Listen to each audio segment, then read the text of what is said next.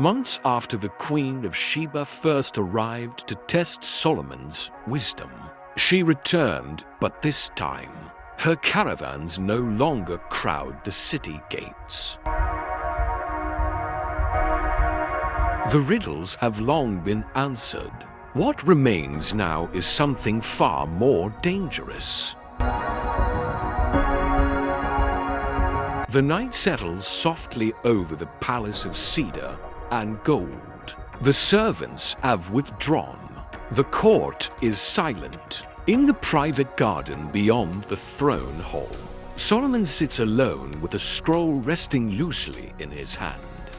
He is no longer waiting for ambassadors, generals, or petitioners. Suddenly, footsteps approach across the stone path. Makeda, Queen of Sheba, enters quietly. No royal procession, no jeweled spectacle, only the woman who once crossed deserts to challenge a king and stayed long enough to understand the man beneath the crown. Then she says to Solomon, "They say your temple is built on dimensions whispered by God. But I find the silence of your garden much more intimidating."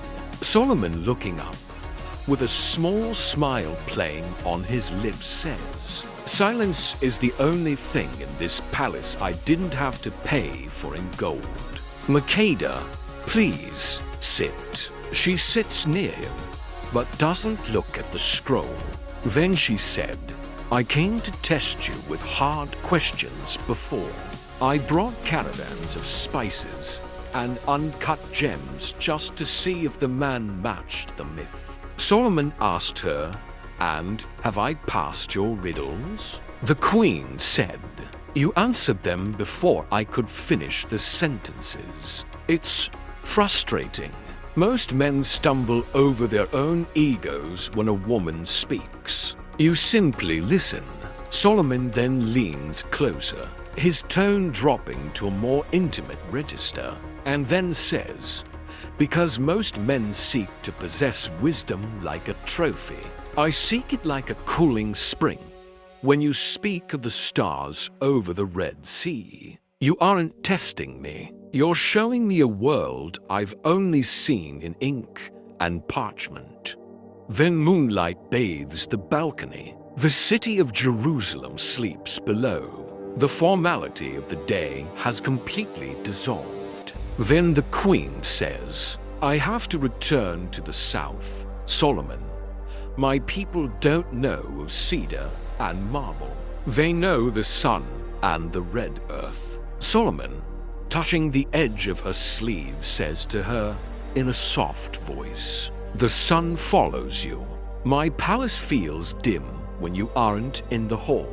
You are like the rose of Sharon or the lily among thorns." The queen then turning to face him, searching his eyes, and asks, "Is this the king speaking, or the poet? I've heard you have many wives and many roses." Solomon then looked at her in the eyes while holding her waist and says, "I hear 1,000 voices in my ear every day, all asking for something: justice, land, gold. But you asked for my mind. You looked at my soul and asked if it was as deep as the wells of Zion." The queen, already feeling soft with Solomon, asked, "And is it?" Solomon then takes her hand, pressing it to his chest, and says, "It is a desert that you have turned into a garden in a few short months. Stay, my queen, not as a guest, but as a sovereign. I call you my queen of the roses." Then Makeda, with a soft, bittersweet laugh, says, "We are two fires, Solomon.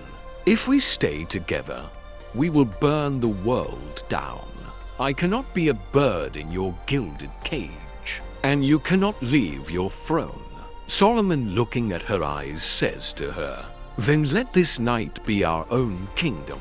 No crowns, no borders, no restrictions. just the breath between us. He then leans in, his forehead resting against hers. The distance between the two most powerful people in the world vanishes. The queen, while lost with Solomon's touches, asks Solomon, "Tell me one more truth, my king, one that isn't written in your proverbs." Then Solomon says to her, "Wisdom is a lonely path until you find the one who speaks your language." He kisses her, a slow, certain movement that seals a legend. The lights fade to the sound of distant night birds. The kiss lingers, not hurried, not reckless, but deep, carrying the weight of two rulers who understand exactly what this moment could cost. The queen's hand rises slowly to his face, her fingers brushing along his beard as though confirming he is real and not another story carried by desert winds. Then softly she said, "All my life, men have bowed before my crown. You are the first to look beyond it." Solomon, looking at her and kissing her again, says, "My queen of the roses, it is because crowns are only metal, but loneliness reveals the true kingdom of a person." Then the night wind stirs the curtains around them. Somewhere below, Jerusalem sleeps beneath silver moonlight, unaware that history itself seems to be holding its breath.